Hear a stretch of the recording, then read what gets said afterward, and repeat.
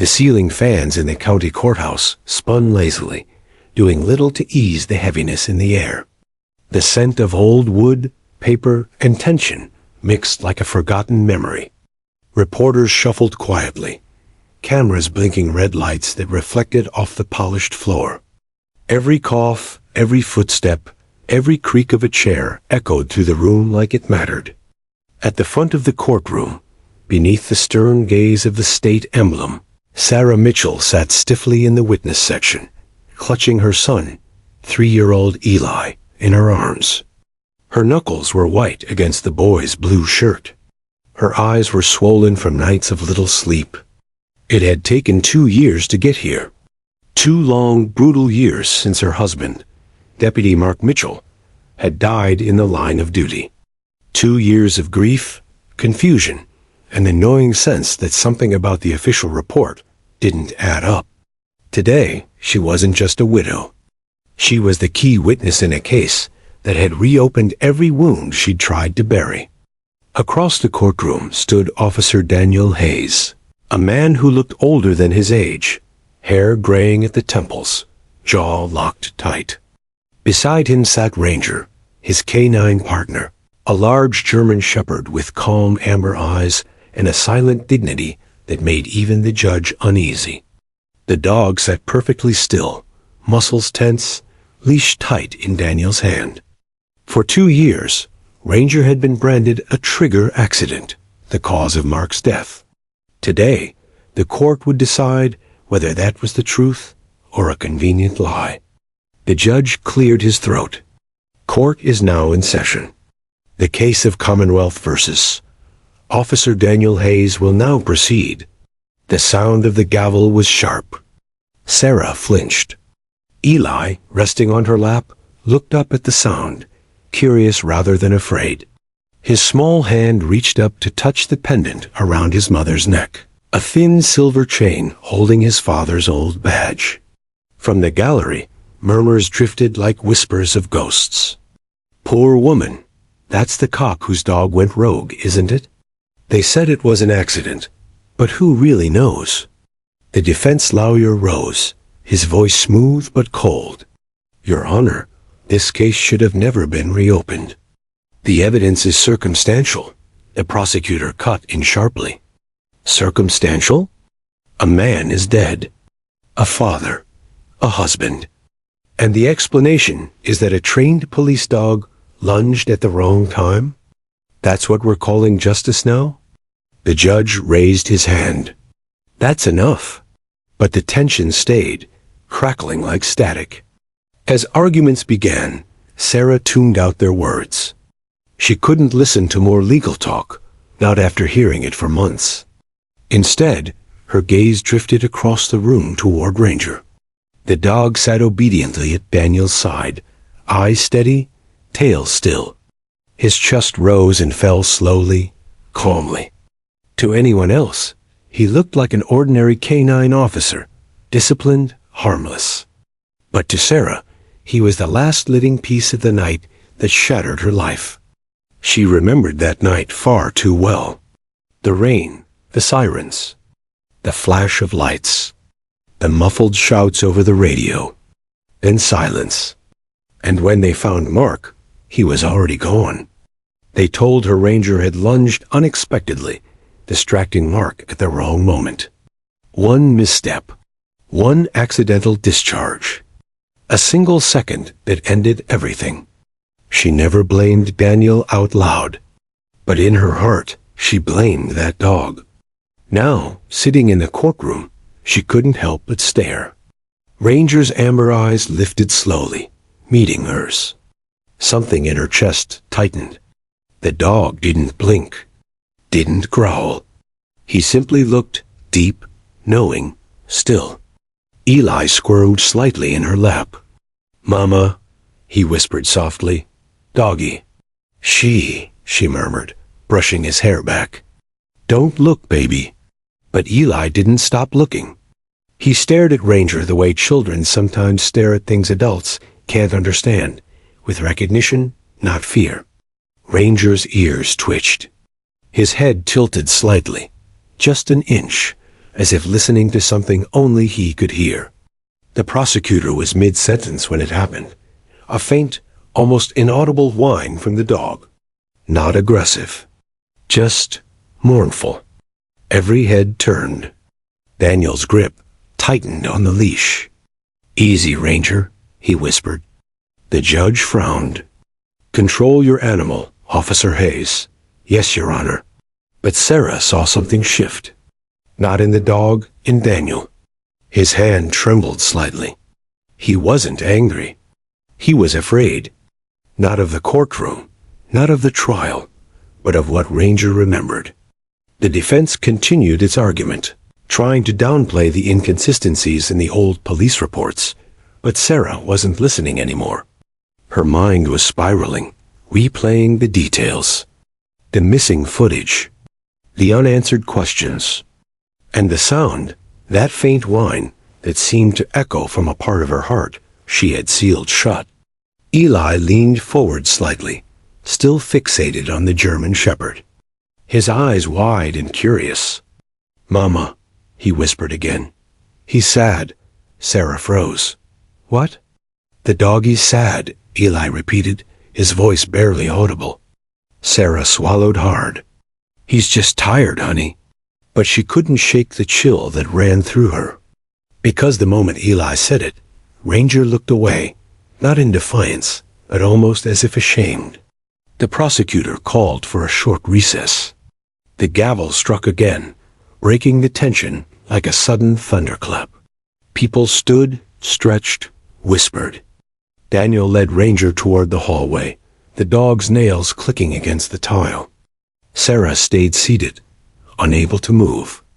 Eli fidgeted, dropping the small wooden toy he always carried, a badge his father had carved for him from an old oak piece years ago. It hit the floor with a soft clatter. Ranger stopped. The sound seemed to pierce him. He turned his head sharply toward the toy, and then toward Eli. His tail gave one faint, slow wag. Then another. His ears perked.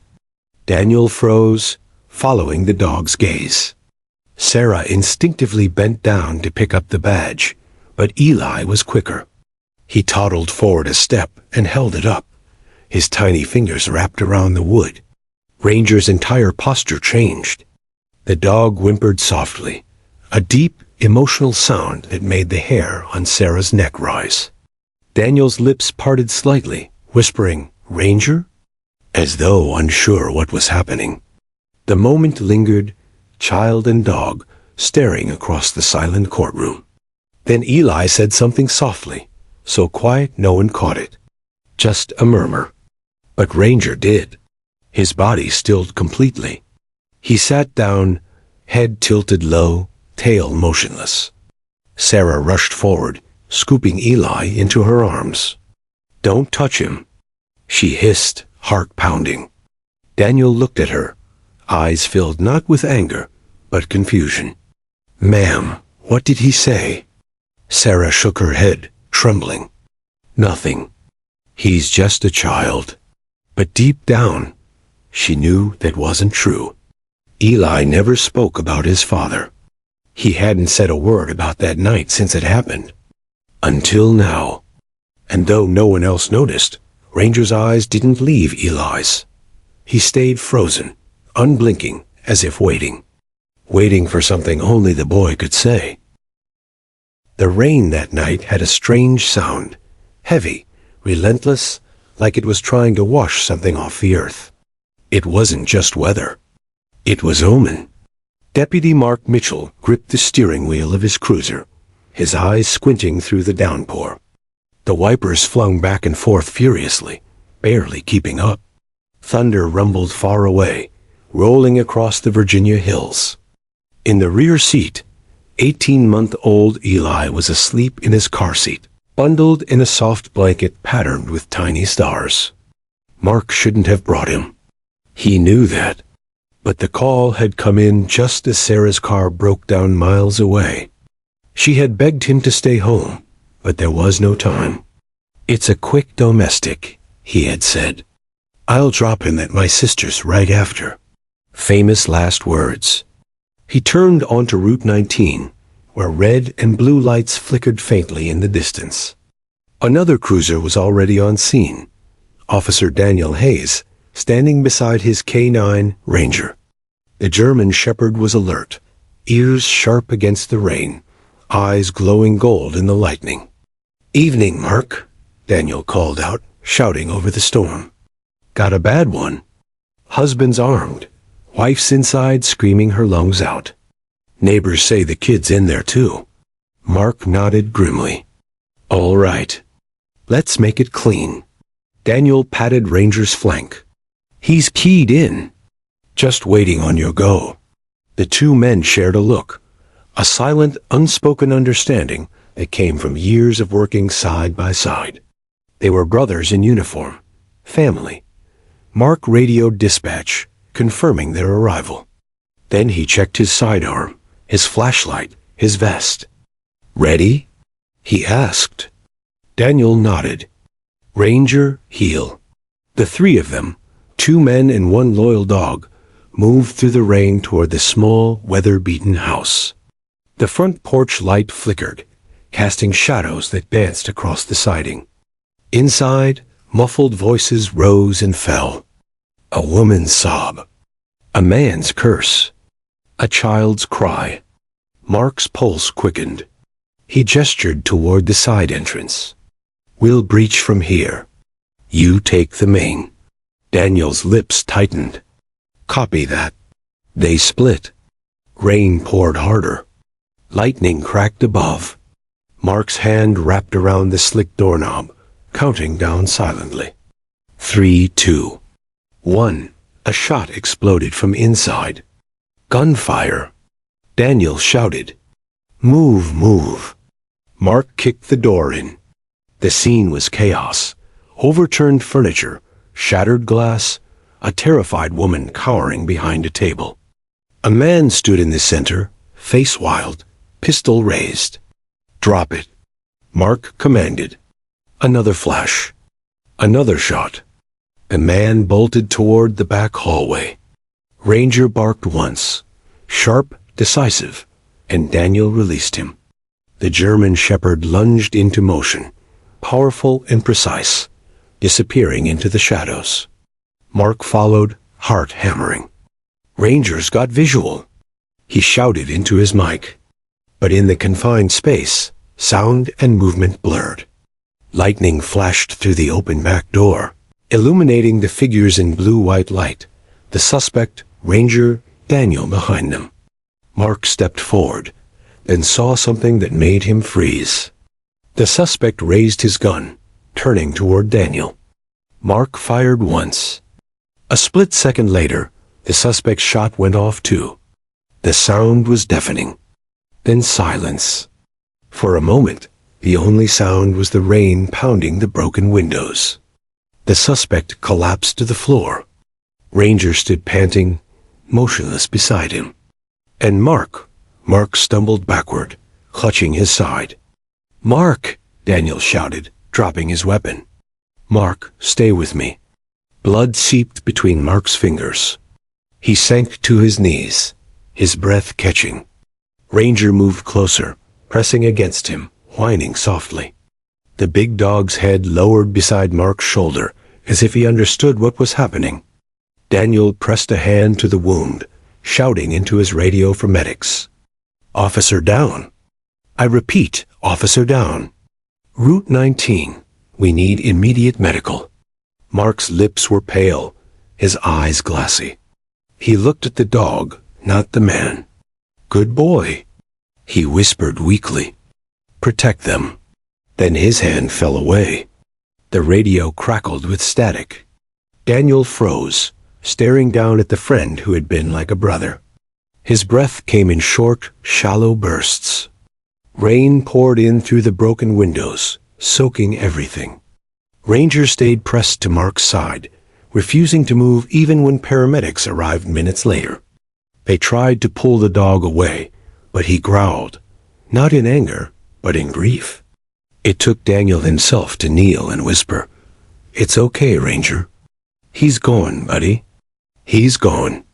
Only then did Ranger relent, letting himself be led outside into the storm. The next morning, the headlines read, Deputy Mark Mitchell dies in accidental discharge. The official report said Ranger had lunged unexpectedly during a struggle, bumping Daniel's arm and causing a stray shot to fire. It was convenient, clean, easier to believe than the chaotic truth. Sarah never bought it. Not for a second. She had stood at her husband's funeral with Eli in her arms, staring at the K-9 unit standing at attention. Ranger sat perfectly still beside Daniel, his gaze locked on the casket as if memorizing it. Sarah wanted to scream at the dog, to tell him to leave, to never show his face again. But she couldn't, because when she looked into those amber eyes, she saw something she didn't understand. Not guilt, not aggression, something else, something that looked almost like sorrow. Months passed. The department moved on. The case closed quietly. But Ranger didn't. Daniel noticed it, the way the dog would whine whenever he passed Mark's old locker, the way he refused to go near the Route 19 exit. He'd sit there, staring into nothing, waiting. Then came the nightmares. Daniel would wake in the middle of the night to the sound of the dog pacing, growling softly, pawing at the door. Sometimes Ranger would sit by the window and look out toward the rain, trembling slightly. Daniel took him to the vet. Physically, he was fine. But emotionally? The vet said, he's grieving. They know more than we think. Grieving. A word Daniel never thought he'd hear for a dog. He didn't file the appeal to reopen the case, not at first. It was Sarah. She'd gathered new evidence, inconsistencies in the report, missing seconds of body cam footage, and a statement from a neighbor who heard more shots than were recorded. The case was reopened. And for the first time, Daniel didn't resist. Because deep down, he needed the truth too. He needed to know if his partner, man or dog, had really died because of him. 2 years later, on a gray morning, the same rain began to fall again outside the courthouse. Daniel stood in his uniform, leash in hand, Ranger sitting obediently by his side. When Sarah walked in carrying Eli, Daniel's throat tightened. He hadn't seen the boy since that night, just a baby then. But Ranger saw him instantly. The dog's ears twitched. His head lifted. Eli looked back, his big blue eyes curious, not frightened. He tilted his head, the same way Ranger did. And though no one else noticed, the dog's tail gave one slow, hesitant wag. That night, the night that changed everything, was no longer just a tragedy. It was a mystery that was still alive in the eyes of a child and a dog who both remembered what no one else did. And somewhere in that memory, buried beneath fear, grief, and misunderstanding, waited the truth, waiting for a courtroom moment that would stop the world cold. The courthouse smelled faintly of disinfectant and old wood, a scent that carried history and judgment in equal measure. Rain streaked the tall windows in thin silver lines, as if the sky itself refused to let go of that night 2 years ago. Inside, the trial had resumed. The hum of murmured conversations died down as the judge entered. All rose, all sat. The ritual felt sacred and cold. At the defense table, Officer Daniel Hayes sat motionless, his posture precise, his eyes shadowed. Beside him, Ranger lay curled under the table, his fur gleaming like dark gold beneath the artificial light. Every so often, the dog's ears twitched, catching sounds others couldn't hear. Footsteps, the creak of the bench, the faint hitch of Sarah Mitchell's breathing across the room. Sarah sat with her hands clasped tight in her lap, her wedding ring still on her finger. She didn't know why she still wore it. Maybe because removing it felt like admitting that Mark was truly gone. Beside her, Eli swung his legs silently, a picture of innocence in a storm of adult pain. His big blue eyes scanned the room, first the lawyers then the judge, then Ranger. The moment his gaze met the dog's, something flickered. Recognition. Stillness. Ranger's tail shifted once, brushing Daniel's boot. Daniel looked down, whispering, "Easy, boy." It's just another day. But it wasn't. Not for either of them. The prosecution began calling witnesses, crime scene techs, dispatch officers, medical responders. Their voices droned with rehearsed professionalism, but beneath the surface, everyone felt the same thing. Unease. Something about this case didn't fit neatly into paperwork and procedure. Then came the evidence. Photos of the scene. Audio clips from police radios. When the body cam footage appeared on the screen, Sarah's stomach twisted. She'd seen it before, many times, but every time, it ripped something open. The lights dimmed. Static. The faint crackle of rain. Shouts. The bark of a dog. Gunfire. Even though the footage ended before the fatal moment, the energy in the room shifted. Eli flinched at the gunfire, but didn't cry. Instead, he stared harder at the screen, small fists clenched in his lap. When the video ended, he whispered something too soft for his mother to hear. Sarah turned. "What is it, baby?" He pointed toward the front of the courtroom, not at the screen, but at Ranger. "Doggie's scared," he said softly. A ripple of discomfort passed through the courtroom. Daniel's eyes flicked toward them, surprised. The judge cleared his throat. "Please keep the child quiet during testimony." "I'm sorry, Your Honor," Sarah murmured. But Ranger was no longer lying down. The big shepherd had lifted his head, ears forward, gaze fixed on Eli again. He gave a low, almost imperceptible whine, the same one from the recess earlier. Daniel tugged the leash gently. "Ranger, heel."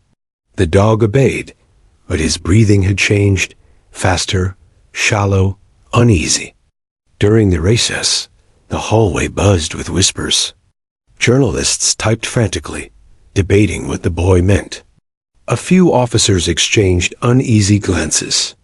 Daniel stood off to the side, resting one hand on Ranger's back. The dog was trembling slightly. He hadn't done that since the night of the incident. "You all right, partner?" Daniel whispered. Ranger licked his hand once, but kept staring at the door to the courtroom, as if waiting for someone to return. Sarah stepped out, holding Eli's hand. She hesitated before approaching. "Officer Hayes." Her voice was low, measured, fragile. Daniel turned, stiffening instinctively. "Mrs. Mitchell." Her eyes flicked to Ranger. "He remembers, doesn't he?" Daniel's jaw tightened. "He remembers everything. Dogs don't forget." She nodded slowly, her voice trembling. "Neither do we." Eli tugged her sleeve. "Mama, can I pet him?" Sarah froze. "No, sweetie, not now." But before she could pull him back, Ranger took a single step forward. His ears were down, tail lowered, submissive, cautious, almost apologetic. Eli reached out his tiny hand, fingers shaking slightly, and the dog didn't flinch. His wet nose brushed against the boy's palm. Sarah's breath caught. Daniel's throat worked hard as he whispered, "Ranger, easy." The moment lasted only seconds, but it was enough to silence the hallway. When Eli smiled, something in Ranger's posture eased, a small tremor running through his body as if some invisible chain had loosened. His tail wagged once, softly. Daniel had seen that look before. Not the excitement of meeting a new person, but recognition. The same expression Ranger had the day he found Mark's body, when he refused to leave. Sarah's voice cracked. "What's happening?" Daniel swallowed hard. "I think he knows who the boy is." Sarah's face paled. "He was just a baby. He can't remember that night." "Maybe not," Daniel said quietly. "But Ranger does. And maybe he remembers for him." Back in the courtroom, the judge returned. The air felt heavier now, thick with an unspoken tension no one could quite name. The prosecutor began again, pressing Daniel on his recollection of the incident. You claim the suspect fired the fatal shot, but the evidence suggests your weapon discharged. Daniel's voice was calm but firm. With respect, sir, I never fired a second time. There were 2 guns that night. The suspect's and mine. The ballistics never matched my weapon. The prosecutor frowned. Yet somehow the K-9 unit's command sequence stopped mid-recording. The ATAC order was cut off. That's because I called him off, Daniel said quietly. Ranger wasn't attacking. He was shielding. Murmurs broke out again. Sarah's head snapped up. Shielding? The word echoed in her chest like a heartbeat.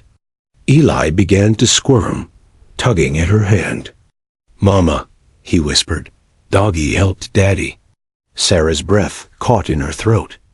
What did you say? Eli pointed toward Ranger. He helped Daddy. Daddy said, good boy. A cold hush fell over the courtroom. The judge blinked. Excuse me? Eli's voice was clear now, his tiny words cutting through the stillness. Daddy said, good boy. Every head turned. Even the clicking of the court reporter's keys stopped. Daniel's eyes widened, color draining from his face. Ranger, as if recognizing the phrase, stood. His tail lowered. His ears flattened. He whined softly, a sound so mournful it didn't feel like it belonged in a courtroom at all. Sarah pulled Eli close, heart pounding. She wanted to disappear, to wake up somewhere else. But Eli's hand was still pointing. His gaze locked on the dog with pure certainty. The judge hesitated. Mrs. Mitchell, is your son repeating something he was told? Sarah's lips trembled. No, Your Honor. He's never said those words before. Ever? She shook her head, tears gathering. He doesn't talk about that night. He was there, but he was only 1.5. He's never remembered. Daniel's voice came out rough. Until now, the courtroom was silent, except for the rain outside. Reporters didn't dare move. Even the bailiff's hand froze on his pen. Ranger sat perfectly still, eyes locked on Eli. Slowly, he took a single step forward, the leash tightening. Officer Hayes, the judge warned, control your K-9. But Daniel didn't move. He couldn't, because Ranger wasn't disobeying. He was responding to a command that had never been spoken aloud. Eli reached a hand out, as if sensing the dog's sorrow. Good boy, he said softly again. The courtroom gasped. Sarah burst into tears. Ranger whined once more, sat down, and lowered his head onto his paws, the exact posture recorded in one of the old photos from that terrible night. Nobody spoke. Nobody breathed. For 2 years, they had all believed a story built from half-truths and missing seconds of footage. But in that moment, between a child's innocent voice and a grieving dog's reaction, something deeper than evidence had surfaced, something living, undeniable, and painfully human. Sarah looked from the dog to Daniel, whispering through tears. He's remembering. Daniel nodded, voice barely audible. So is the boy. And somewhere between them, between grief, guilt, and love, the truth had begun to wake. Rain still fell in thin streaks down the courthouse windows, but inside, time had frozen. The echo of the boy's voice lingered in the air like a bell struck too hard. Good boy. 2 small words. That was all it took to unravel the silence that had held the courtroom in its iron grip. The judge cleared his throat, trying to summon the authority back into the room. Let the record show, he began, but his voice faltered. He looked at the boy, at Eli, and then at the police dog who sat motionless, eyes glistening as if he too understood the weight of what had just happened. Officer Daniel Hayes stood rigid beside him, one hand hovering above Ranger's head. His other hand, hidden beneath the desk, trembled. "Your Honor," Daniel said softly, "may I request a brief recess?" The judge hesitated. "Granted." 10 minutes. The gavel struck once, but even that sound seemed muted, swallowed by the tension that gripped the room. Outside the courtroom, Sarah held Eli tightly, kneeling before him. "Sweetheart," she whispered, "what did you mean back there? When you said Daddy said, 'Good boy'?" Eli blinked, confused by her trembling voice. "He said it to the doggy, Mama." The loud bang came, and then Daddy said, "Good boy." Sarah's heart stopped. "What else do you remember?" Eli looked down, tracing small circles on the floor with his shoe. The lights were flashing. Daddy was lying down. The doggy was crying. Then Daddy didn't move anymore. Sarah's breath hitched.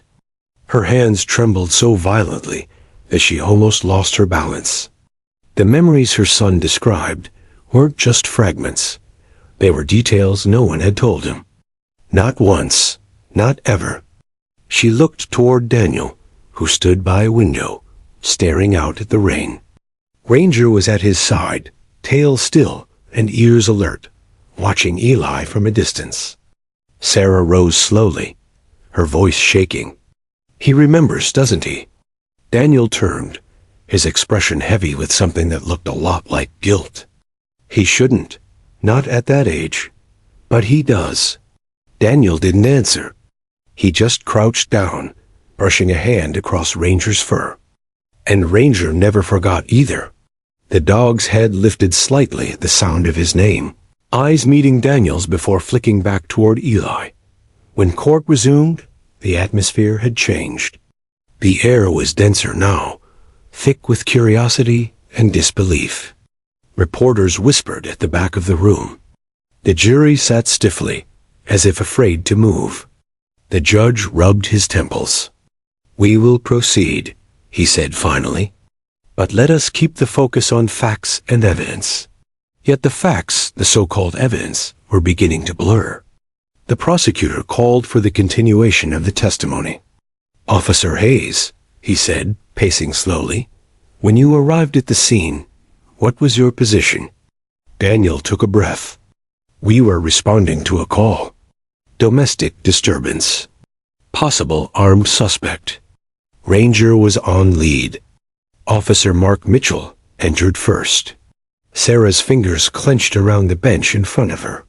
"Describe what happened next," the prosecutor continued. There was shouting from inside. A woman crying. A child crying too. Then a shot. Daniel's jaw tightened. Mark went down. I released Ranger to clear the room, but when I entered, the suspect was gone, and Ranger was lying over Mark, shielding him. Just like now. Gasps rippled across the courtroom. The prosecutor frowned. "You're suggesting the canine's behavior that night was protective, not aggressive?" Daniel nodded. "Yes, the footage that was cut off. It never showed the last command. Because there wasn't one." "What do you mean?" Daniel's eyes flicked to Ranger, who was watching Eli again. Mark Mitchell didn't give a command to attack. He gave a command to protect. The courtroom erupted into murmurs. Even the judge looked up sharply. "You're implying Officer Mitchell?" Daniel spoke quietly, almost reverently. He said the words, "Good boy." That was Ranger's release command, meaning protect the subject. Mark used it as he fell. Sarah's breath caught, tears spilling silently. She pressed her hand against her mouth. The boy had remembered the command, the final thing his father ever said. And Ranger had obeyed. The prosecutor shifted uneasily, glancing at his notes. "Officer Hayes, you expect us to believe that a K-9 understood an abstract command in the middle of chaos?" Daniel's eyes hardened. "I'm saying he didn't forget it. Neither did that child." The judge leaned forward, intrigued despite himself. "And what happened after you entered the house?" Daniel hesitated. "I found Ranger over Mark's body. He was bleeding out, but Ranger wouldn't move." He was whining, this low, broken sound. I had to pull him away. Then I saw something on the floor. A toy. A blue plastic truck. That's when I realized the child was there, hiding behind the couch. The same child sitting in this courtroom. Every head turned toward Eli. The boy looked down, clutching his mother's hand. Ranger's ears twitched, tail thumping once against the floor. Recognition. Sarah's voice trembled. He remembers the truck too. It's still in his room. Daniel's composure cracked for a brief moment. It's the same truck I found beside his father. The same one I put in the evidence box because I couldn't bear to throw it away. The judge exhaled slowly, pressing his fingers against his temple. This case has taken a most unexpected turn. As the session adjourned for the day, no one spoke. The jurors filed out, whispering to one another, their expressions pale. Sarah lingered near the benches, unable to move. Eli had fallen asleep against her shoulder. Daniel approached quietly, removing his cap. I shouldn't have brought Ranger into that courtroom, he said softly. I didn't realize. Sarah shook her head. No, he needed to be here. They both did. Daniel's gaze lowered. I've spent 2 years replaying that night, wondering if I could have saved your husband. But now, he swallowed hard. Now I think Ranger's been carrying that guilt for both of us. Sarah looked down at the dog, who was lying on the floor near Eli's chair, his eyes half closed but alert. He's the only one who saw everything, she whispered. Daniel nodded. And maybe he's the only one who can tell us what really happened. Sarah frowned. How can a dog do that? Daniel gave a faint smile. He already did. That night, the courthouse emptied slowly, leaving behind the echo of the day's events. Rain had stopped. The world outside was calm again, but no one inside felt calm. In a corner of the courthouse hallway, Ranger sat facing the door, waiting, as if he knew tomorrow would bring something important. Daniel crouched beside him. You remembered him, didn't you? Ranger gave a soft whine, eyes glimmering under the dull fluorescent light. Daniel whispered, You're still waiting for your good boy, aren't you? The dog lowered his head, resting his chin on his paws. Meanwhile, across town, Sarah laid Eli to sleep. His small hand clutched the same blue toy truck. Worn and scratched, the paint faded. Before she turned off the light, she heard him mumble in his sleep. Good boy. Daddy said good boy. Sarah's tears fell silently as she brushed his hair. She looked toward the window where rain had begun to fall again, her reflection staring back, weary but awake for the first time in years. She realized something in that moment. The truth wasn't lost. It was simply waiting to be remembered by those who had loved most deeply, a child and a dog. And tomorrow, when court resumed, everything would change. The morning sun crept over the courthouse like a shy witness, illuminating the marble floors that had seen more tears than triumph. The air inside felt expectant, like the calm before a confession. Officer Daniel Hayes arrived early, his uniform pressed but his heart unsteady. Ranger walked beside him, tail low, posture alert. The dog's eyes flicked toward every hallway corner as if searching for ghosts. Daniel paused by the courtroom doors and knelt. You ready, partner? He whispered. Ranger looked up, eyes deep and dark, almost human. For a moment, Daniel saw the reflection of that night again. Rain, sirens, chaos. Ranger barking into the dark, unwilling to leave Mark's side. He rubbed the dog's neck. Let's finish what we started. Inside, Sarah sat quietly with Eli on her lap.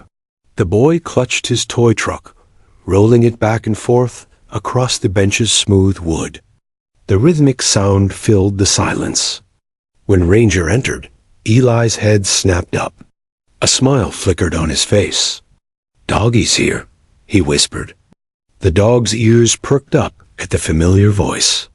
He took a slow step forward before Daniel guided him toward the front. Sarah's eyes followed them, a flicker of fear mixed with something else, hope. The judge entered moments later, and everyone rose. The trial was resuming, but something about the atmosphere had shifted. It no longer felt like a battle between prosecution and defense. It felt like a search for the missing heartbeat in a broken story. The prosecutor stood. Your Honor, the defense has introduced emotional testimony from a minor and an animal's reaction. While compelling, it remains unsubstantiated. We request all future testimony remain factual. The judge nodded. Understood. However, he added, glancing toward Eli and Ranger, the court cannot ignore the reaction witnessed yesterday. Proceed carefully, Counselor. Daniel's attorney rose. Your Honor, we'd like to introduce new evidence. A canine handler's behavioral analysis report, completed just days after the incident, which was never entered into record. The prosecutor frowned. Objection. Overruled, said the judge. Let's hear it. The attorney handed the document forward. It details Ranger's post-incident behavior. He refused food for 3 days, returned repeatedly to the scene, and responded emotionally to one specific phrase, "Good boy."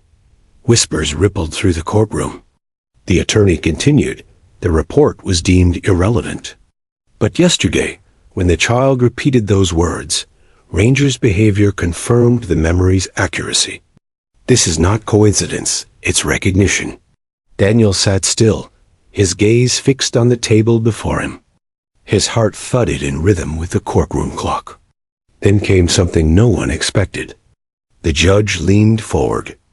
Officer Hayes, I understand Ranger is still a certified K-9. Would he respond to a field command in this setting? Daniel hesitated. Yes, Your Honor, he's still operational. But he reacts strongly to certain words. Show us. Daniel swallowed hard. Sir, with respect, officer, the judge interrupted gently. If this dog holds a piece of the truth, the court deserves to see it. Sarah's breath caught. Eli gripped her arm tightly, eyes wide. Daniel stood slowly and gave Ranger a simple hand signal heel. The dog rose instantly, stepping forward with perfect discipline. Ranger, Daniel said softly. Search. The dog sniffed the air, pacing in a slow circle before stopping abruptly, right in front of the witness stand. He looked up, ears twitching, tail stiff. Daniel frowned. What is it, boy? Ranger barked once, then twice. Then he sat down, facing the stand, the same way he had sat over Mark Mitchell's body. The courtroom froze. Daniel's voice cracked slightly. That's the same behavior he showed the night of the shooting. The prosecutor crossed his arms. And what does that prove, officer? Daniel took a deep breath. That he's indicating the location of a fallen comrade.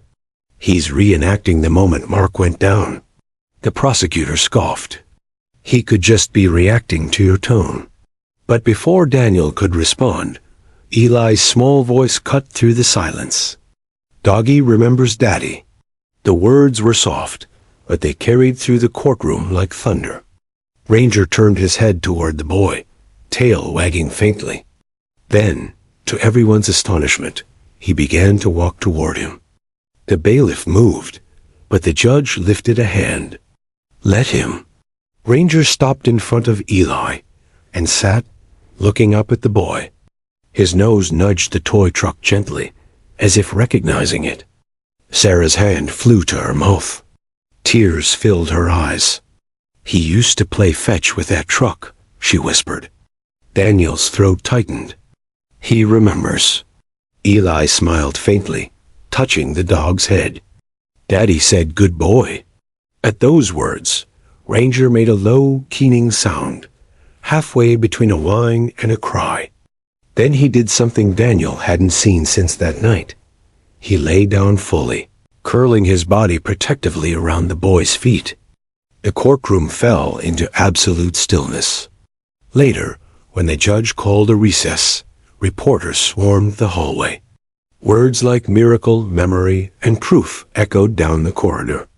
But Daniel didn't hear any of it. He sat on the bench outside the courtroom, elbows on his knees, staring at the floor. Ranger's head rested on his boot. Sarah approached cautiously. "You okay?" Daniel gave a faint, humorless laugh. "Define okay." She sat beside him. For a moment, neither spoke. Then she said quietly, "You were there that night. You saw it all. Did Mark? Did he suffer?" Daniel closed his eyes. "No, he went fast. And his last words, those 2 words, they weren't for me. They were for Ranger." Tears filled her eyes. "He saved our son." Daniel nodded. "Yeah, he did. He told Ranger to protect him. And the dog never stopped." She looked down at Ranger, who was dozing lightly, one paw still resting near Eli's toy truck. Maybe that's why Eli remembers. Because Ranger never let him forget. That night, Daniel returned to his apartment with Ranger. The air was thick with exhaustion. Files lay scattered across the table, photos, reports, timestamps. But none of them mattered anymore. He reached for the small box labeled Evidence, Case 214B. Inside was the blue toy truck. He set it on the floor. Ranger's ears lifted immediately. He patted over, sniffed the toy, and whined softly before lying down beside it, resting his chin on the plastic. Daniel sat across from him, whispering, "You never stopped watching him, did you?" The dog's eyes closed slowly, as if answering no. Across town, Sarah tucked Eli into bed. The boy looked up sleepily. "Mama, is Daddy happy now?" Sarah froze, then smiled through tears. "I think so, sweetheart. Daddy's proud. And the doggy, Ranger, he's still taking care of you." Eli yawned, clutching his truck. "Good boy," he murmured again before drifting to sleep. Sarah stood there in the quiet, her heart breaking and healing at once. The sound of rain began again outside, soft, forgiving rain, as if washing away the years of silence. Back in Daniel's apartment, thunder rumbled in the distance. Ranger stirred, eyes opening slowly. His gaze fixed on the window, where lightning flashed, the same kind of night that had taken his partner away. But this time, he didn't tremble. He simply lifted his head, looked at Daniel, and let out one low bark, clear, strong, steady. Daniel smiled faintly, whispering, "Yeah, buddy. We'll finish this." Because now he knew, this case wasn't about guilt or innocence anymore. It was about truth, memory, and a promise made between a man, a child, and a dog who refused to forget. The courtroom lights dimmed again, the hum of the projector filling the air like a heartbeat. Everyone could feel it, the weight of something about to be unearthed. For 2 years, the story had lived in shadows, told through reports and assumptions. But today, they would see it through new eyes.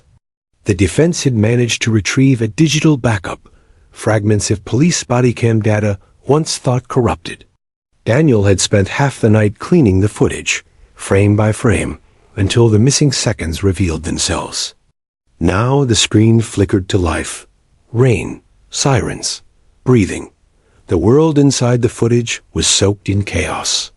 Sarah's heart hammered as the image stabilized. Mark Mitchell's voice came through the static. "Dispatch, we're entering the residence. Possible domestic weapon confirmed." The timestamp read 23 hours, 42 minutes, and 11 seconds. "Copy that." Daniel's voice answered faintly from behind him. The footage showed a small house, lights flickering through drawn curtains. A woman screamed inside, the sound of desperation and fear. Mark's shadow moved first, pushing the door open. "Police, drop the weapon." A gunshot cracked through the air. The camera jolted violently. Then silence. The next few seconds were pure confusion. Movement, shouting, a dog barking off-screen. And then, through the shaky lens, came the moment everyone had missed. Mark was down, clutching his side. The camera's light caught his face, pale, bloodied, but focused.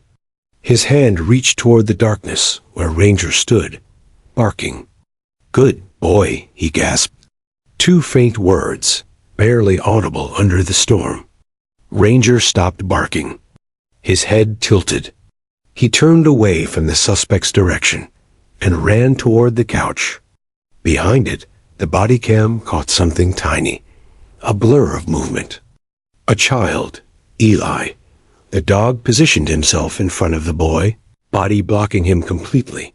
Hackles raised, eyes locked on the shadowy figure retreating out the back door. And then came the sound of another shot, one that didn't match the echo of the first. Lower, closer. Daniel's voice. "Officer down. Ranger, stay. Stay." But Ranger didn't move. He lay beside Mark and the child, torn between them, whining softly, pressing his nose to Mark's shoulder. Then the footage cut to black. The courtroom was dead silent. Sarah had both hands over her mouth, tears streaming silently down her face. Eli watched the frozen screen, eyes wide, his toy truck clutched against his chest. Daniel stared blankly at the image, at that final frame of loyalty and loss. The judge's voice trembled slightly. "That was the missing footage?" "Yes, Your Honor," Daniel said, his voice hoarse. "Those were the missing 7 seconds. The prosecutor stood, stunned. "You're telling me the child was there?" Daniel interrupted softly. "And alive, because Ranger followed that last command." Sarah took a deep breath, standing slowly. "Your Honor, may I speak?" The judge hesitated, then nodded. Briefly, she stepped forward, her voice breaking. "For 2 years, I blamed this man and that dog for my husband's death. But what I saw just now?" Her eyes flicked to Daniel. "He didn't just lose his partner that night. He lost his peace." Daniel's jaw clenched, emotion flickering in his eyes. Sarah continued, "Mark wasn't calling for backup. He wasn't calling for help. His last words were in order, to save our son. And Ranger obeyed. He did exactly what my husband trained him to do." A tear fell down her cheek. "He was a good boy." The courtroom stirred, the words echoing like a prayer. During recess, Daniel sat alone in the corridor, elbows on his knees, head in his hands. He could still hear the sounds of that night, the thunder, the screaming, the awful silence afterward. For 2 years, those sounds had chased him into his dreams. But now, watching the footage, he realized something he had never allowed himself to see. Ranger hadn't failed. He had saved the child's life. He felt a soft nudge at his knee. Ranger had found him again, amber eyes searching his face. Daniel gave a small, broken smile. "You did good, buddy," he whispered. The dog wagged his tail once and rested his head against Daniel's leg, eyes closing. When the hearing resumed, the judge leaned back in his chair, exhaling heavily. "Officer Hayes," he said, "based on the newly recovered footage, it appears your account aligns with the facts. The court will order a review of all related charges and disciplinary actions." Daniel nodded quietly. "Thank you, Your Honor. But before I close today's session," the judge added, "there's something that must be said." He glanced toward the boy, still seated beside his mother. "Sometimes, truth doesn't come through evidence or testimony. Sometimes it comes from those who cannot speak, or from those too young to be heard." He paused, eyes softening. Today, both did. When court adjourned, Sarah approached Daniel again. She extended a trembling hand. "I never thanked you," she said quietly, "for staying with him that night, for not letting Ranger be destroyed. Daniel looked at her hand, then at her eyes. Eyes that looked so much like Mark's when they were both rookies, fresh and hopeful. He shook her hand gently. "He was never just a dog," he said. "He was a partner," she nodded. "I know. He still is." Behind her, Eli ran to Ranger, wrapping his small arms around the dog's neck. "You're a good boy," he whispered. Ranger's tail thumped softly against the floor. Sarah smiled faintly through tears. Mark used to say that after every shift. He'd come home, kneel down, and say the same thing. It was their thing. Daniel looked away, voice tight. "It still is." Later that evening, Daniel walked down to the memorial wall at the precinct. Rows of names carved into cold stone. Rain had begun again, gentle and rhythmic. He stopped at Officer Mark Mitchell, end of watch, May 12, 2023. He placed his palm against the name, whispering, "We finally told them the truth." Beside him, Ranger sat quietly, gaze steady, tail sweeping slowly across the wet pavement. Lightning flashed overhead, and for a brief second, Daniel could almost hear Mark's voice, faint, warm, proud. "Good boy." He turned toward Ranger, smiling through tears. "He meant both of us, didn't he?" Ranger gave a low bark, soft and certain. Across town, Sarah watched Eli sleeping peacefully for the first time in years. His toy truck lay on the bedside table, glinting faintly in the moonlight. She touched it gently, whispering to the quiet room, "We remember him. Mark, we remember everything." Outside, a car passed, its lights reflecting off the wet streets, the same streets where Mark had once patrolled with Ranger at his side. And though grief still lingered, something new had begun to bloom beneath it. Not closure, but peace. As Daniel and Ranger walked back to the car, the city hummed quietly around them. Distant thunder, soft rain, the faint wail of a siren somewhere far away. Ranger trotted close to Daniel's leg, matching his pace perfectly. Daniel looked down, whispering, "You ready to go home, partner?" The dog's ears perked, and for the first time in months, Daniel heard a sound that made him laugh. A single playful bark, sharp and clear against the night. He smiled. "Yeah," he said softly. "Me too." And as they disappeared into the rain, it felt, for the first time since that night, like something sacred had finally come full circle. Morning sunlight crept through the lace curtains, falling across the old oak table that had seen years of family breakfasts, late-night talks, and quiet tears. The house still felt half empty, even after all this time. But that morning, there was a stillness Sarah hadn't felt in years. Not emptiness, but calm. Ranger lay at her feet, breathing slow and steady, his fur warm against the hardwood floor. Eli sat nearby, humming to himself while drawing little stick figures, one tall, one small, and beside them, a dog with a wide, happy grin. Sarah smiled faintly. "Who's that, sweetheart?" He looked up with the blunt honesty of a 3-year-old. "Daddy, me, and Ranger. We're walking home." Her breath caught home, a word she hadn't truly felt in so long. That afternoon, a knock came at the door. When she opened it, Daniel stood there, uniform crisp, cap in hand. He looked different somehow, lighter, but his eyes still carried the kind of weariness that only men who've seen too much could understand. "Afternoon, Sarah," he said softly. "I didn't mean to intrude." "You're never intruding, Daniel," she replied. "Come in." He stepped inside, looking around at the framed photos on the wall.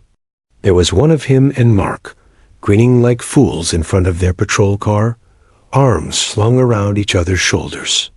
Two rookies who thought the world could never break them. Ranger perked up the moment Daniel entered, tail wagging gently.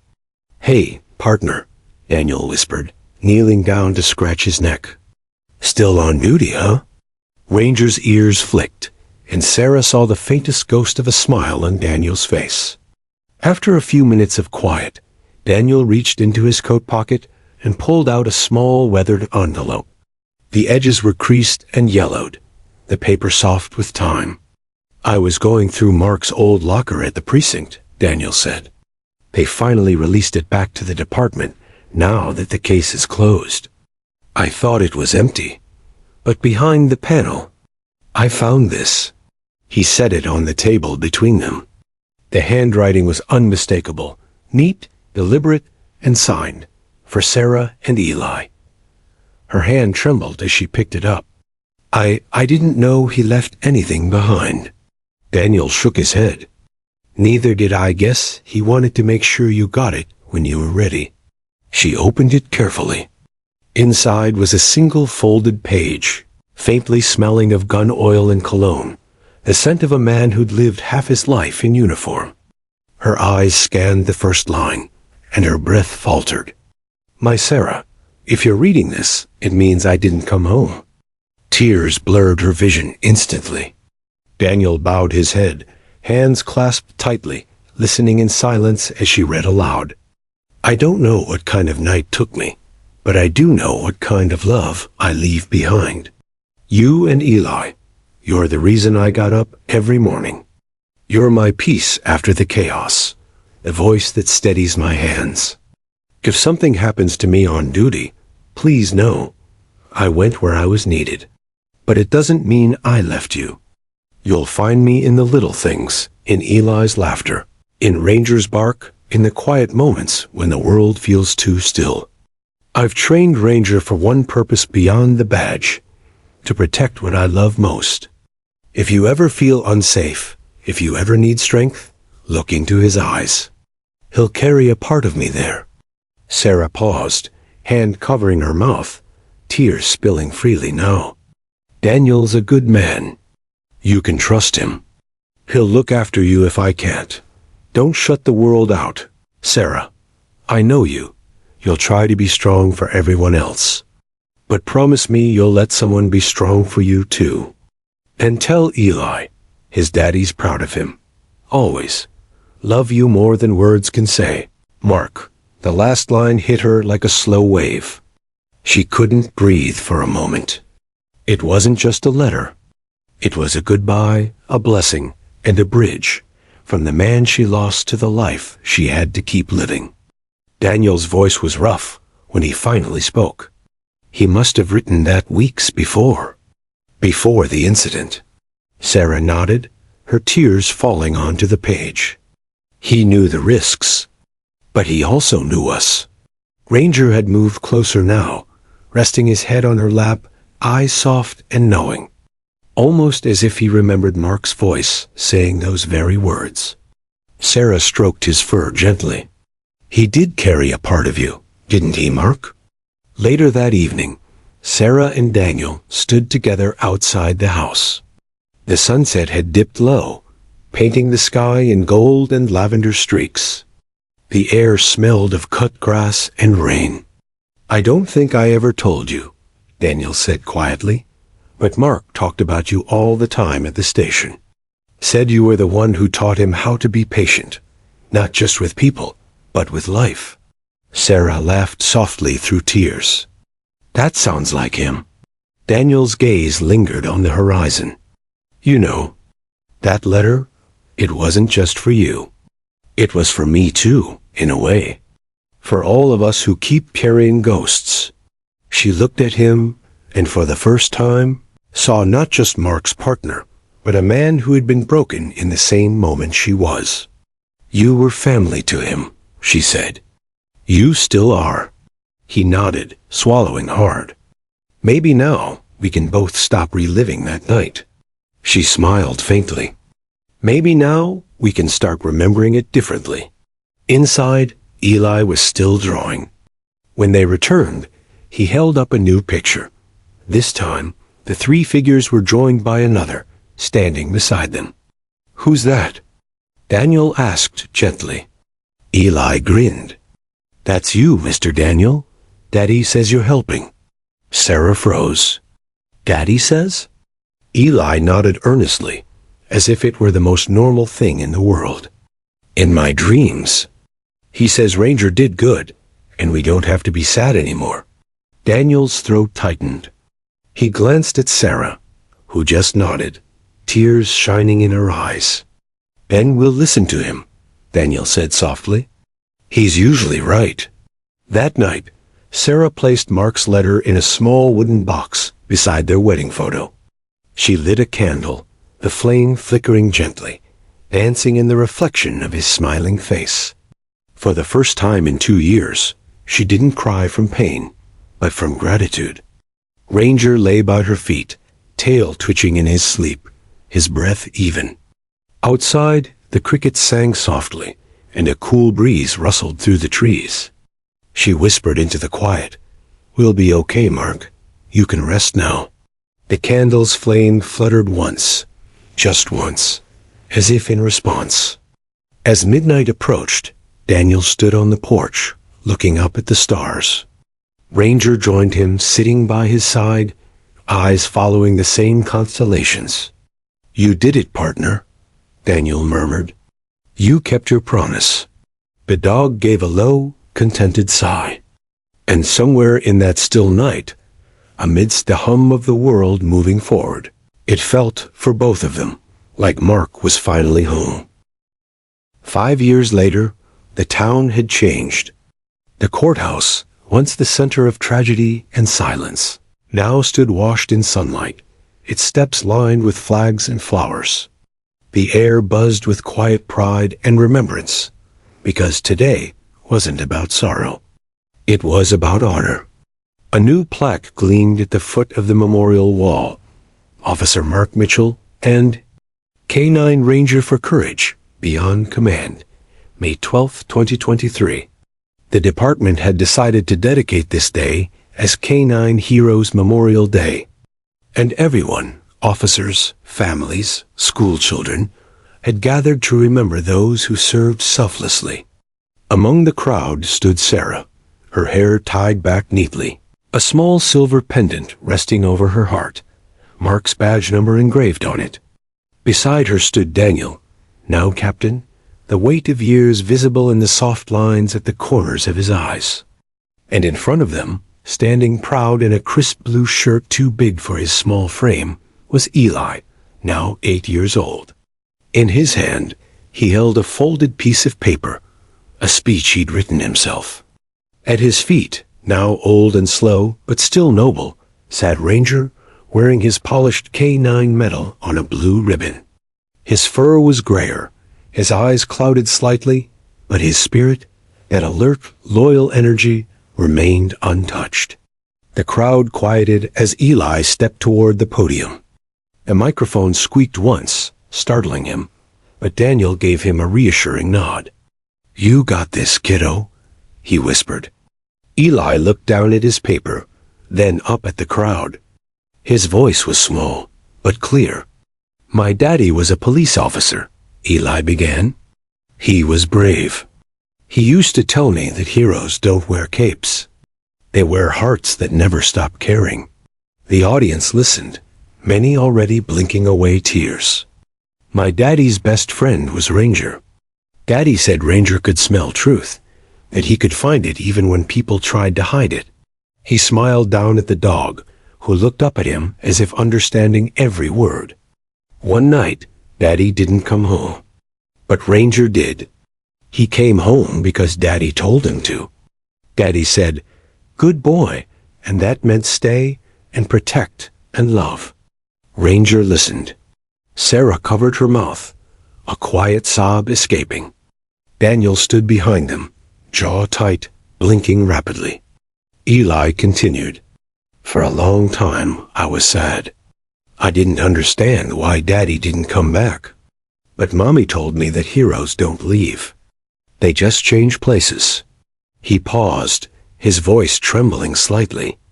"Now I know Daddy's here, in Ranger's eyes, in Mommy's hugs, and in the way Officer Daniel watches over us." He unfolded the bottom of his paper.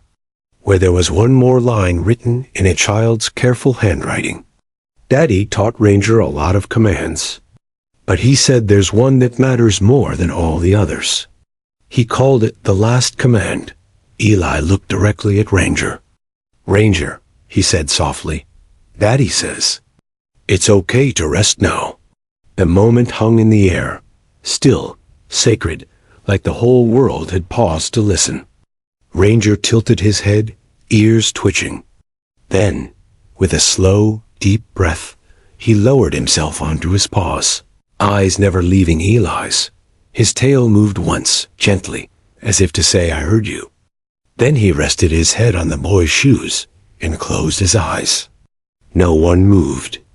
No one spoke. Even the wind seemed to stop for that heartbeat in time. Sarah knelt beside them, tears falling freely. She stroked Ranger's head, whispering, "Good boy. Good boy." Eli leaned down, pressing his forehead against Ranger's fur. "You did what Daddy asked. You protected me." Daniel stood behind them, hands trembling slightly as he saluted, voice low and steady. "Rest easy, partner." That evening, as the sun dipped below the hills, they buried Ranger beside Mark at the memorial grounds. The two names, man and dog, engraved side by side. Officer Mark Mitchell and K9 Ranger, forever partners. Sarah placed Mark's old badge between them, and Eli set down his drawing, the one he made years ago. Daddy, Eli, and Ranger walking home together. As the wind rustled the trees, Sarah thought she heard something. A bark carried faintly through the breeze, followed by the echo of a laugh she knew better than her own heartbeat. Daniel looked up too, eyes soft. "You hear that?" Sarah nodded through her tears. "Yeah, he's calling his partner home." Days turned into weeks, and life slowly found its rhythm again. The precinct hung a framed photo of Mark and Ranger in the main hallway, a symbol of unspoken courage. Beneath it, a plaque read, "Loyalty is not taught, it's lived." Every new recruit was told their story. Every K9 trainee learned from Ranger's example. His legacy wasn't just about service. It was about love that never faltered, even beyond life. One quiet evening, Daniel stopped by the Mitchell home again. Eli was playing in the yard, tossing a ball that bounced and rolled down the grass. Out of habit, he called, "Go get it, Ranger," then stopped, looking toward the empty space where the dog used to be. Daniel smiled softly. "You know," he said, crouching beside him, "every time you say that, he probably still hears you." Eli nodded. "I think so too. I can feel it. Like he's running fast somewhere, chasing it for me." Daniel placed a hand on his shoulder. "That's because heroes never really leave, kiddo. They just change how they show up." Eli grinned. "Like Daddy?" "Exactly like Daddy." As twilight deepened, Sarah stepped onto the porch, watching them, the man who carried her husband's memory, and the boy who carried his spirit. The sky above them glowed in amber hues, the horizon painted with peace. When Daniel rose to leave, Sarah handed him something small, the old police whistle Mark used to carry. "He'd want you to have this," she said. Daniel turned it over in his hand, the metal catching the last light of day. "I'll keep it safe." She smiled. "No, keep it close." Later that night, Eli couldn't sleep. The moonlight spilled across his room, illuminating his shelf, where his toy truck sat beside a framed photo of Ranger and Daddy. He whispered to the dark, "Good night, Daddy. Good night, Ranger." Then he paused, eyes half closed, and smiled. "Good boy." Outside, a soft breeze moved through the trees, and if you listened closely, you could almost hear the faint jingle of a K9 tag, one final time. Epilogue 2 years later, Eli stood in front of his classroom on career day. The kids laughed and whispered as he pulled out a small photograph of a police badge and a German Shepherd. "My name's Eli Mitchell," he said proudly. When I grow up, I'm going to be a police officer like my dad, and I'm going to have a canine partner named Ranger too. The teacher smiled. That's a wonderful dream, Eli. Why Ranger? Eli looked at the photo, his voice quiet but full of conviction. Because a good boy never stops listening. The camera pans out, a sunlit classroom full of laughter, a legacy reborn in innocence. Outside the window, wind stirs the trees, and the sound fades into a single word carried by memory and love. Stay. The end.